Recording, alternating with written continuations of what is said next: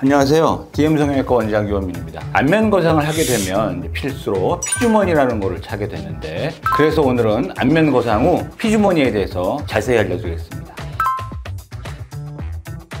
근데 피주머니의 원래 목적은 이제 고인 피를 밖으로 빼내서 이 수술 부위에 피가 보이지 않게 하는 게 목적이죠. 그래서 이제 그게 첫 번째 목적이 되겠지만, 사실은 생각하시는 것보다는 피가 잘 보이지 않고 출혈도 거의 없거든요. 그러면 이제 우리가 일반적인 경우에 안면 거상에서 피주머니를 하는 목적은, 우리가 이제 안면 거상을 하게 되면 여러 부위를 방해하게 되고 그 부위가 떨어져 있게 되는데, 그거를 더 밀착시키는 게 주 목적이다, 이렇게 말씀드릴 수 있죠. 그래서 첫 번째 목적이 일단은 방리된 여러 조직을 단단하게 밀착시키는 역할을 하고, 조금이라도 고이는 피 아니면 체액이라도 밖으로 빼내서 이제 상처가 더 빨리 아물고 유착되게 할 수 있는 그런 역할을 한다고 할 수 있습니다.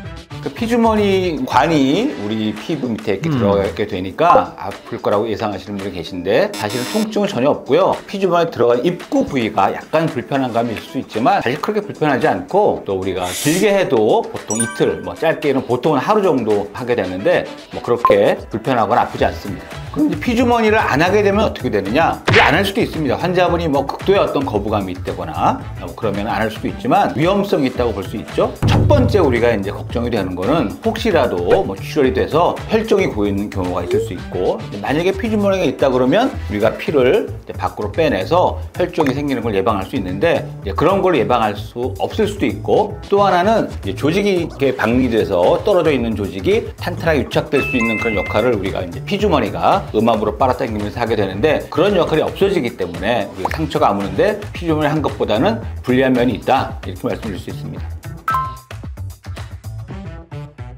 그러니까 이제 이거는 무조건 사실 피주머니를 하면은 조금이라도 도움이 되지만, 그래도 치료 행위가 아니면 우리가 수술 행위가 환자한테 과하면 안 되니까, 환자가 갖는 어떤 불편함과 부담감과 그다음에 우리가 얻을 수 있는 이익을 잘 비교해서 우리가 이제 결정을 해야 되는데, 미니거상이나 반거상인 경우에는 방리 범위가 적고, 설사 우리 혈종이 조금 고이더라도 이 범위 자체가 방리 범위가 적기 때문에 그렇게 큰 문제를 일으키지는 않습니다. 그래서 보통 미니거상이나 반거상의 경우에는 피주머니를 하지 않는다, 이렇게 알고 계시면 되겠습니다.